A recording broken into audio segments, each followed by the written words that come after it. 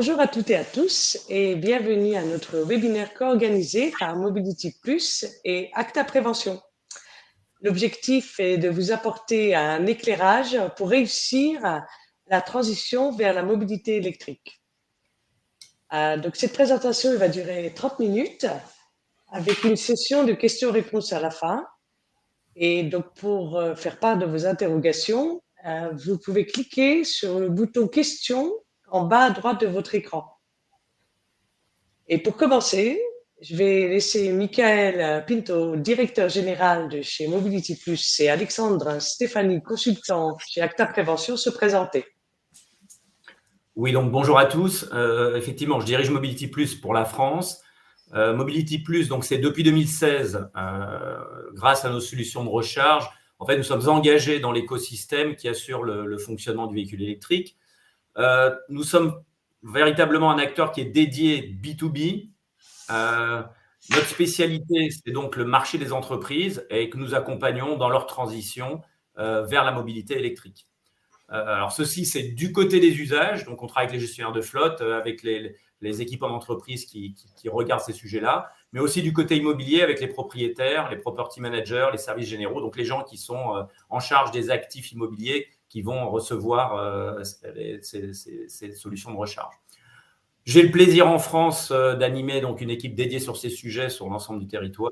Et évidemment, je vous remercie d'être présent aujourd'hui, de prendre un peu de temps sur ces sujets. Je suis ravi d'être présent parmi vous. Et puis, on va pouvoir échanger sur ces enjeux associés aux bornes de recharge. Et puis, on se fera un plaisir ensemble de répondre à vos questions. Merci, Michael. Et rebonjour donc à toutes et à tous. Alors, quant à moi, donc, je suis Alexandre Stéphanie. Je suis consultant chez Acta Prévention, comme c'est écrit. Nous sommes des spécialistes de la prévention du risque routier. C'est-à-dire qu'on accompagne nos clients dans leur démarche de réduction de la sinistralité et plus globalement de l'optimisation du TCO des flottes automobiles, car aujourd'hui la prévention est clairement un levier de réduction des coûts, sachant qu'il s'envole sur tous les postes. Je pense que tout le monde est là pour le constater malheureusement. Chez Acta Prévention, on intègre bien sûr à notre approche tous les sujets d'éco-conduite, bien évidemment de véhicules électriques, et également tout ce qui concerne les nouvelles mobilités. Et nous avons été créés en 2011 à partir d'un constat qui était très simple à l'époque, c'est que les entreprises, les collectivités ne disposaient pas de solutions de prévention qui étaient modernes, simples et faciles à déployer. Une réponse qui est très axée sur le digital, mais pas seulement, avec un ensemble de solutions pour structurer, animer les différents sujets de prévention, d'optimisation du TCO de manière ludique, pragmatique. Et évidemment, dans le cadre de ce webinaire, donc la transition du thermique vers l'électrique, on le verra plus tard, mais il faut savoir que c'est très encadré. Donc, nous sommes là pour intégrer l'aspect conducteur dans le cadre d'un projet global d'électrification de la flotte, car le conducteur est souvent mis devant le fait accompli et bien sûr, on est là pour rappeler qu'il ne faut pas oublier que c'est quand même lui l'utilisateur final. Donc voilà, en résumé, on propose à nos clients qui sont dans cette démarche d'intégration de véhicules électriques une approche complète qui permet aux conducteurs concernés de découvrir leur nouvel écosystème et bien sûr de maîtriser. Nous allons aborder un certain nombre de sujets et donc commencer par notre premier sujet qui est donc le passage à l'électrique et l'équipement d'infrastructures de recharge implique un certain nombre d'interlocuteurs en entreprise.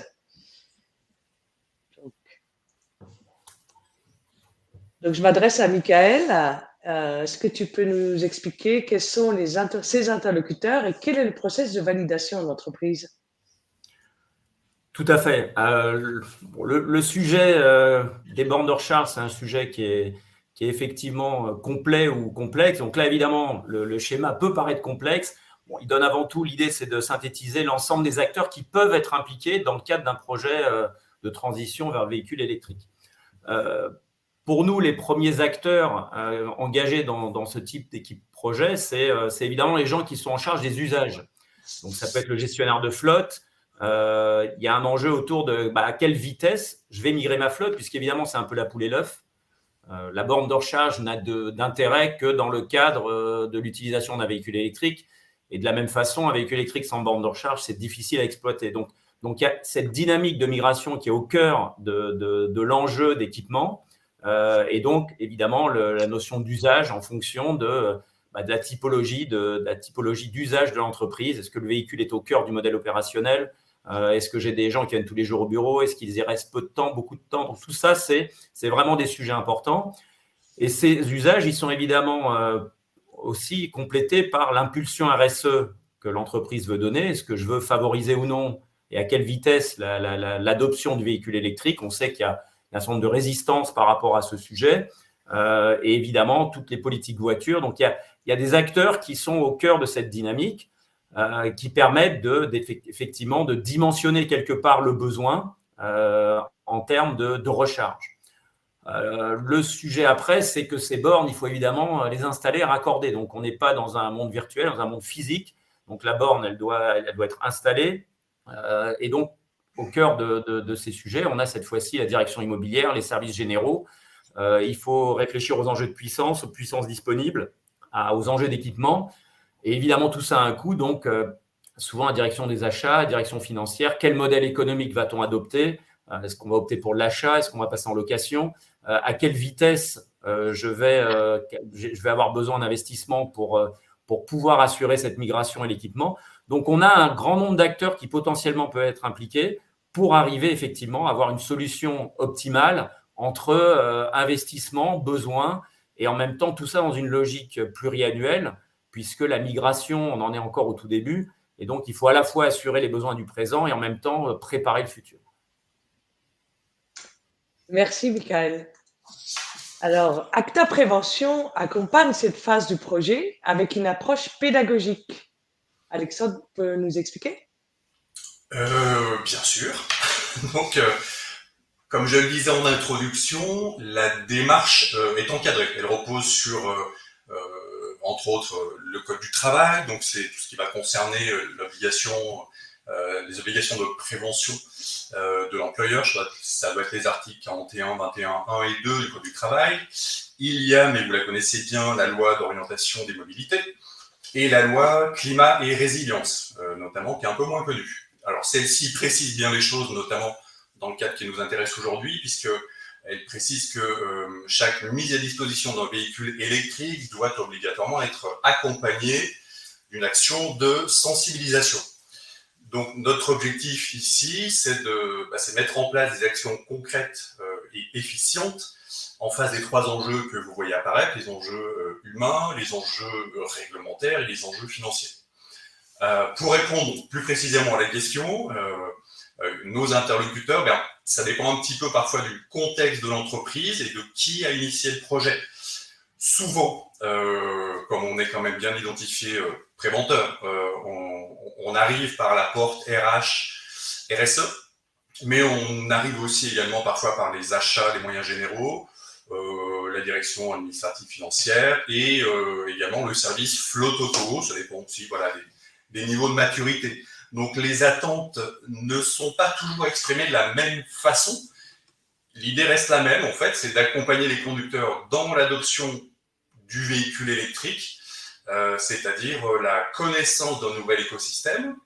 On y reviendra plus tard, évidemment, mais tout ce qui est bornes, câbles, prises, etc., ça reste un petit peu mystérieux au départ, quand on ne connaît pas, évidemment. Les changements d'habitude dans l'organisation du déplacement et bien évidemment tout ce qui va être façon de conduire. Donc là, on sera sur des sujets autour de l'éco-conduite et de l'incidence de l'éco-conduite, notamment sur évidemment la consommation d'énergie et toute la partie sinistralité, c'est assez lié. Donc notre rôle à nous chez Acta, c'est de bien faire comprendre à nos interlocuteurs que ce changement va prendre un petit peu de temps. Bien sûr, il n'y a pas de baguette magique, puisque c'est quand même assez révolutionnaire, je dirais, dans l'approche. On a toujours, depuis plus de 100 ans, appliqué certaines méthodes et certaines habitudes. Donc là, on va en changer quand même pas mal. Il sera nécessaire également, bien sûr, de répéter les messages, on y reviendra aussi.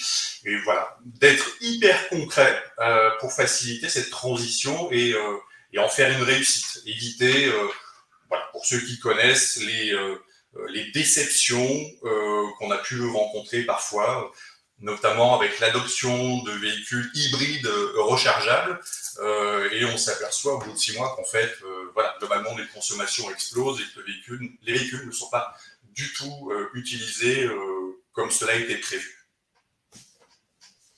Merci, Merci. Alexandre. Alors, on sait qu'un projet de déploiement IRVE prend un certain temps. Mais alors, Michael, comment aider les entreprises à optimiser ces délais? Effectivement, la notion de temps, et Alexandre l'a bien spécifié, on est vraiment dans une adoption quelque part, un changement de paradigme sur l'utilisation du véhicule, un nouveau type de conduite, un nouveau type on va dire, de fonctionnement même au quotidien. Mais au-delà de ça, il y a même pour implanter la solution de recharge, on est aussi là dans une logique projet. Comme on l'a vu, c'est des organes physiques, donc il y a un temps de réalisation qui est nécessaire, et d'approvisionnement, de préparation. On est dans la gestion de chantier, donc il faut préparer les installations électriques, des armoires, des câblages. Donc il y a tout un projet, on va dire, électrique qu'il faut mettre en place. Et ça, évidemment, comme tout projet sur des bâtiments, ça prend du temps.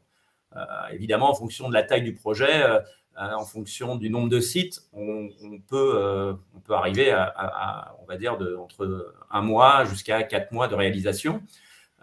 Mais avant ça, évidemment, le sujet, avant de réaliser, une fois qu'on a donné l'ordre de service, c'est qu'il faut avoir décidé avant qu'est-ce qu'on installe, comment on l'installe, avec qui on l'installe.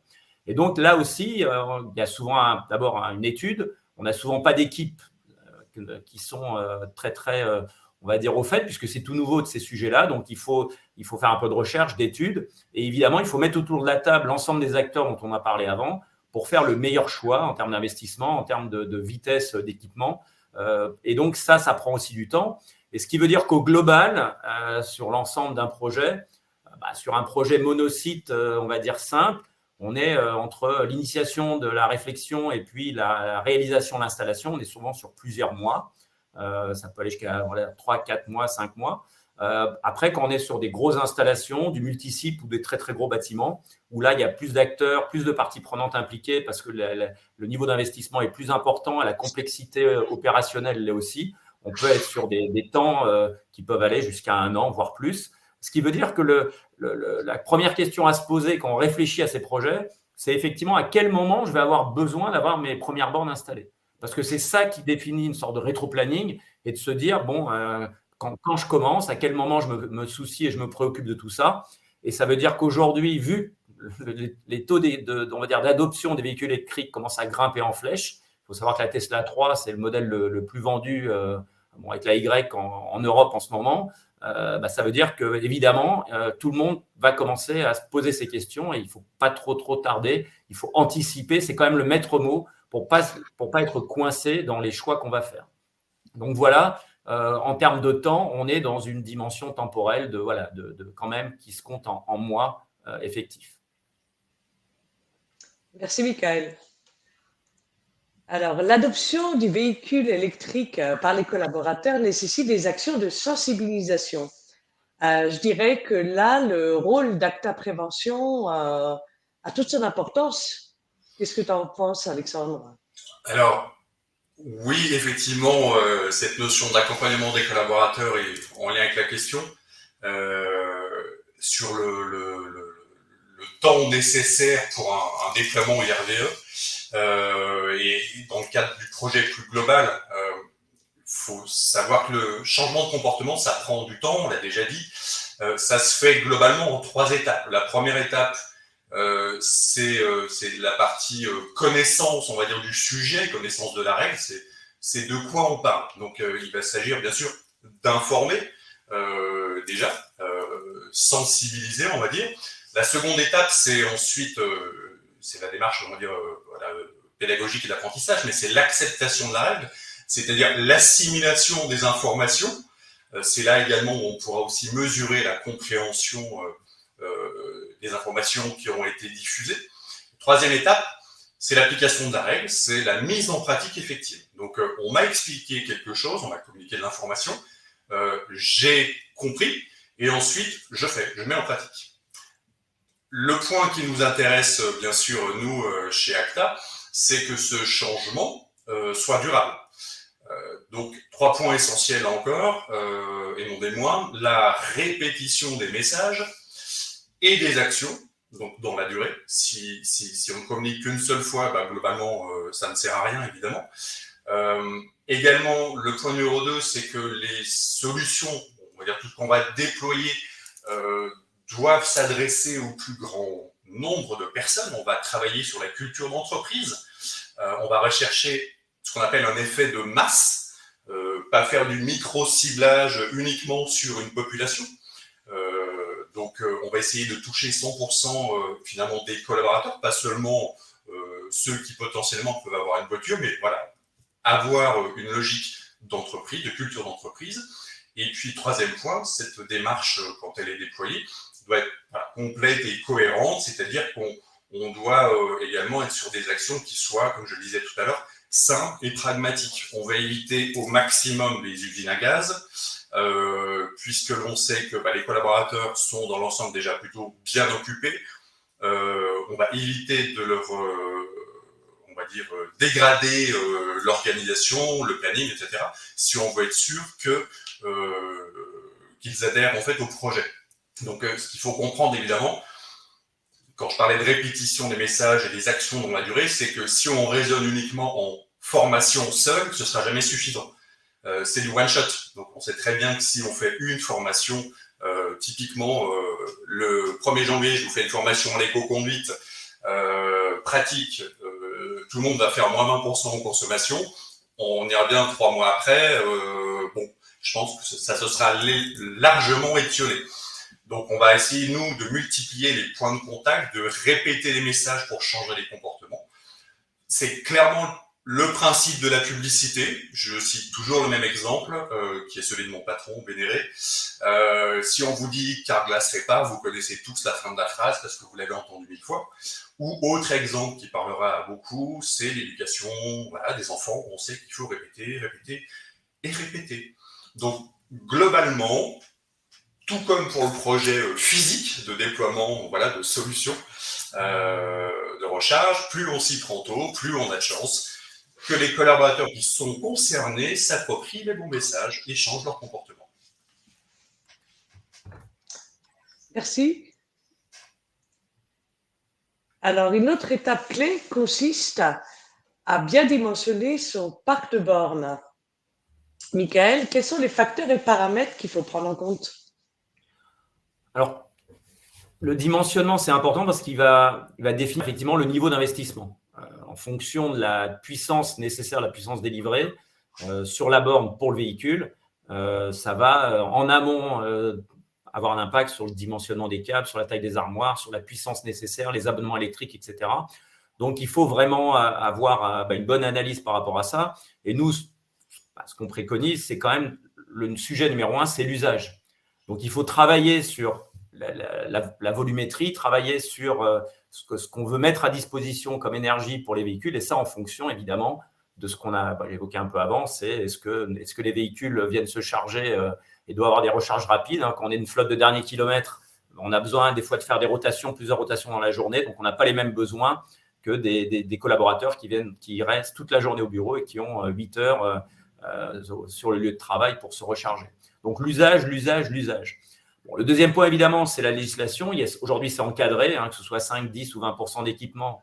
Il y a une réglementation avec des dates butoirs et dans lesquelles, évidemment, il y a une obligation de s'inscrire, même si pour nous, le fondamental qui est derrière, c'est plutôt de faire prendre conscience et d'inciter, et ça a d'ailleurs été avec les aides à devenir qui ont tendance d'ailleurs à fondre comme neige au soleil aujourd'hui, mais en tout cas, c'était de montrer le chemin, de donner envie et de stimuler l'équipement, parce que sans équipement, évidemment, c'est une des premières objections à l'adoption de véhicules électriques. Sans équipement, on ne peut pas se charger, donc je ne vais pas prendre un véhicule électrique. Évidemment, la réflexion autour de la décarbonation, c'est vrai que le trajet, le transport, c'est un des gros facteurs. Donc, avoir une logique d'équipement, les enjeux, quelque part, le leadership qu'on veut prendre par rapport à ça en tant qu'entreprise, ça va avoir un impact sur les équipements qu'on va mettre à disposition. Alors, dans la panoplie de bornes qu'il y a sur le marché, évidemment, il y a 2 types de bornes. Il y a les bornes en courant alternatif, c'est celles qui délivrent des puissances, on va dire, entre faibles et moyennes, c'est entre 7 et 22 kilos. Et de l'autre côté, on a des bornes de recharge à très forte puissance qu'on trouve en général dans les stations-service ou en tout cas en itinérance. Évidemment, le coût entre l'un et l'autre n'a rien à voir. Donc, ce qui fait que, en entreprise, typiquement, nous, sur les parkings d'entreprise, on trouve plutôt des bornes en courant alternatif qui sont les plus abordables et qui permettent des charges, on va dire, lentes ou semi-rapides. Et donc, là-dessus aussi, il va falloir faire des choix et il va falloir se poser des bonnes questions pour arriver à dimensionner de manière appropriée son parc de bornes. Ok, on va passer au sujet suivant, en fait, qui concerne la maîtrise des enjeux économiques, en tout cas, aborder les enjeux économiques qui sont liés à la recharge. Et on va commencer par Acta Prévention par Alexandre. En fait, j'aurais aimé te poser une question, c'est quelle approche pédagogique tu peux proposer pour optimiser les coûts associés à l'usage du véhicule électrique? Alors là, ce qu'il faut avoir en tête, évidemment, ce que l'on vise, c'est bien l'appropriation d'un nouvel écosystème.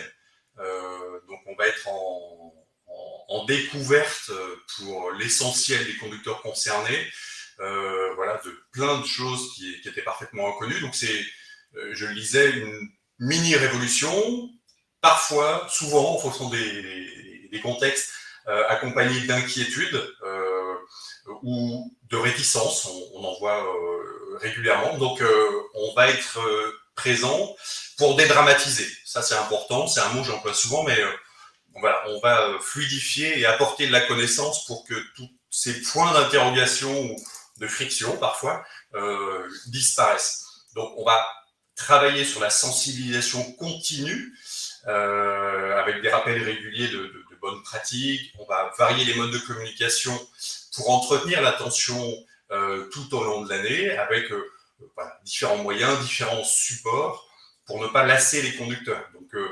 typiquement, on mettra en place des solutions autour de vidéos pédagogiques mensuelles qui durent quelques minutes, qui rappellent des points spécifiques en lien avec le véhicule électrique.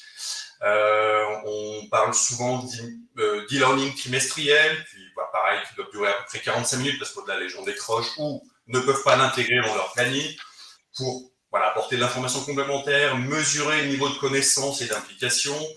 On met en place beaucoup de webinaires d'une petite heure qui sont des sessions interactives avec des formateurs de chez nous pour aborder des sujets en groupe, faire participer les collaborateurs, c'est important. Et puis aussi des formations pratiques pour compléter le dispositif et puis créer des temps forts dans tout le programme. Donc voilà, on a listé sur la dia qui s'affiche des thématiques qui peuvent composer un programme annuel qu'on peut aborder au travers des différentes solutions évoquées. Si on prend un cas client, pas plus tard que la semaine passée, on était sur une flotte déjà un peu conséquente, autour de 500 véhicules, avec une intégration récente et progressive dans la car policy de véhicules électriques. Donc, on s'y est pris, on va s'y prendre donc, globalement 6 mois avant par une campagne de sensibilisation, information mensuelle. Donc là, c'est effectivement les vidéos thématiques dont je parlais. On va conditionner les mises à disposition de véhicules à la réalisation préalable d'un e-learning spécifique dédié aux véhicules électriques. Ça, c'est important. Et puis, 1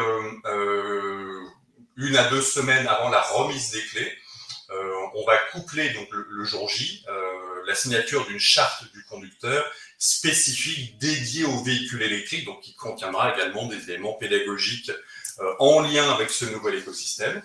Et pour gérer les gros rouleurs, on va même mettre en place des formations pratico-pratiques pour être sûr et certain que l'utilisation de ces nouveaux véhicules soit complètement rationnelle et englobe bien les techniques qui ont été abordées. Si on parle voilà, des thématiques qui apparaissent à l'écran, les spécificités du véhicule électrique, ça peut être par exemple les capacités d'accélération qui parfois peuvent être surprenantes, donc en lien avec des excès de consommation, mais aussi parfois avec des sinistres spécifiques de type choc avant. L'utilisation optimale aussi du freinage régénératif, c'est un petit peu abstrait au départ. Quand on parle des types de prises, de câbles, de recharge, tout ceci aussi est à assimiler. L'organisation du déplacement, c'est souvent un point qui interroge. La gestion des recharges, donc c'est repréciser dans la connaissance du véhicule tout ce que l'ordinateur de bord est capable d'apporter comme service pour planifier des trajets et donc faire que ceci soit, je dirais, serein. La découverte des applications existantes aussi, qui permettent de caler sans interrogation des longs déplacements. Et puis après, les équipements du véhicule, certains qui sont, mais comme pour du thermique aussi, plus ou moins énergivores. L'entretien du véhicule, ça c'est important, même s'il y en a beaucoup moins. On sait qu'on a, je crois, plus de 60% des véhicules en France qui circulent en situation de sous-gonflage de pneumatiques. Donc là, ça se ressent très rapidement sur la consommation et la sécurité du véhicule. Et puis, bien évidemment, les techniques d'éco-conduite, puisque ça ne se conduit pas tout à fait de la même manière. Donc, si on veut profiter pleinement d'un véhicule électrique, il faut qu'on nous l'explique, il n'y a pas de magie. Merci Alexandre. Michael, mais alors comment procéder pour maîtriser ces coûts? Qu'est-ce que tu préconises? Un des points importants, effectivement, au-delà de ce qu'a dit Alexandre sur l'ensemble des facteurs à prendre en compte pour minimiser toute une batterie d'éléments qui contribuent à faire descendre le TCO, il y a l'enjeu de l'apport énergétique au véhicule pour pouvoir circuler. Et évidemment, le coût de l'énergie, ça devient de plus en plus prégnant. On a des coûts qui ont augmenté. Et donc, là, tout le monde se soucie maintenant un peu plus du prix de l'électricité et combien je consomme. Évidemment, il y a 2 points où on a une maîtrise totale du coût de l'énergie qu'on va injecter dans le véhicule. C'est évidemment au bureau en tant qu'entreprise. J'ai un contrat d'énergie. Je fournis de l'énergie à mon bâtiment, j'alimente mes bornes, je sais à combien je paye l'électricité, je sais à combien je peux mettre du kilowattheure à la disposition, soit de ma flotte, soit éventuellement de mes salariés. Et l'autre point à l'autre bout de la chaîne, c'est la charge à la maison. Et quand on a des véhicules de fonction, effectivement, équipés à la maison avec des bornes de recharge, ça permet d'avoir quelque part les 2 points critiques d'alimentation qui sont sécurisés avec des coûts d'énergie qui sont connus et maîtrisés. Et donc, c'est ce qu'on appelle charger sur son propre réseau. Et ça, évidemment, c'est l'utilisateur de véhicules électriques, elle a bien compris, puisque aujourd'hui, entre 85 et 90% des recharges, en tout cas des volumes, se font entre la maison ou au bureau. Donc, quand on réfléchit à sa stratégie, en tout cas d'équipement pour alimenter sa flotte, vraiment réfléchir à ces 2 points pour dimensionner suffisamment d'équipements de recharge pour permettre d'avoir un TCO qui reste compétitif, c'est-à-dire que normalement, le coût de la recharge électrique, en général, c'est entre 2 et 3 fois moins cher que le coût de l'énergie du moteur thermique. Mais ça n'a de sens que si on n'est pas sur des kilowattheures à 75, 80, 90 centimes, comme on peut le voir aujourd'hui. Et donc, ça, c'est important de maîtriser ces 2 points. Merci, Michael. Donc là, on va voir un dernier sujet, puisque les sessions de recharge représentent des flux financiers importants. Donc l'idée, c'est qu'en fait, on vous parle, de différents cas d'usage qui permettent de mieux comprendre qui paye la recharge. Effectivement, ça, c'est un des grands casse-têtes pour les gens qui commencent à aborder ce sujet. C'est qu'effectivement, c'est comment je vais gérer les flux de transactions financières. Pour l'entreprise, il y a 2 mondes. Il y a le monde du véhicule de fonction, le véhicule utilitaire. Donc, c'est les véhicules qu'on a en propre, que ce soit acheté ou de plus en plus en leasing. Le sujet, c'est qu'au même titre que je fournis le véhicule, il faut s'assurer que j'assure la recharge de ces véhicules Et donc, quels sont les points sur lesquels je vais pouvoir recharger le véhicule? Comme on l'a dit, il y a le parking de l'entreprise, il y a le domicile du collaborateur et il y a l'itinérance. Alors, sur le parking de l'entreprise, évidemment, les bornes de recharge, a priori, elles appartiennent à l'entreprise. Le kilowattheure est délivré sur le compteur et sur on va dire l'abonnement en fournisseur d'énergie de l'entreprise. Donc, on fournit, il n'y a pas de flux financier nécessairement sur ces sujets-là. Au domicile du collaborateur, effectivement, le collaborateur va mettre à disposition du kilowattheure pour son véhicule de fonction. Donc là, on est dans un schéma où l'idée, c'est de rembourser le kilowattheure qui est fourni à la borne pour le véhicule électrique au travers d'un comptage et d'un suivi des bornes de recharge connectées qu'on peut assurer au travers des plateformes. Le dernier point, c'est en itinérance. Et là, on va en parler tout de suite après, c'est l'écosystème global pour pouvoir assurer la connexion et la recharge quand on est entre les deux points parking et domicile. Et là, effectivement, l'entreprise va devoir payer un fournisseur d'énergie au travers des bornes qu'elle met à disposition. Et là, on est dans un schéma où on est sur un acteur externe qu'il va falloir payer. Et donc, tout le rôle de l'opérateur, en tout cas des opérateurs, c'est d'assurer ces flux qui sont des microtransactions. Quand on charge 10 kWh à 25 ou 20 kWh à 25 centimes, on est sur des mini-transactions. Et donc, ça veut dire qu'il faut avoir les systèmes qui permettent d'assurer ces flux financiers, les remboursements et puis les paiements. Du côté du véhicule particulier, quand on a l'entreprise, a priori, quand le particulier a son véhicule, le salarié, le seul sujet qu'elle a à prendre en compte, c'est les bornes que je mets à disposition de mes salariés pour qu'ils puissent se recharger et donc pour leur permettre d'avoir un point où on peut garantir un prix modéré sur la recharge. Et là, on est dans une logique inverse où effectivement, le collaborateur, on n'est plus au début du véhicule électrique où il y avait quelques bornes et puis quelques véhicules. Le prix de l'électricité a augmenté, le nombre de véhicules est important. Donc, l'entreprise va faire face à effectivement fournir du kilowattheure en nombre à ses collaborateurs. Et dans ce cas-là, on est de plus en plus dans une logique où on fait payer aux collaborateurs un prix effectivement modéré, qui soit compétitif par rapport au prix d'itinérance. Et là, c'est effectivement un rôle clé pour l'entreprise pour assurer la décarbonation du trajet domicile-travail. Maintenant, par rapport à l'écosystème complet, je juste parler des tenants aboutissants du fonctionnement de l'écosystème, parce qu'on dit toujours c'est très compliqué. La réalité opérationnelle, c'est que c'est réellement compliqué. Vous avez d'une part les opérateurs de bornes de recharge qui opèrent des bornes pour le compte d'un propriétaire et qui mettent du kilowattheure à disposition d'un conducteur.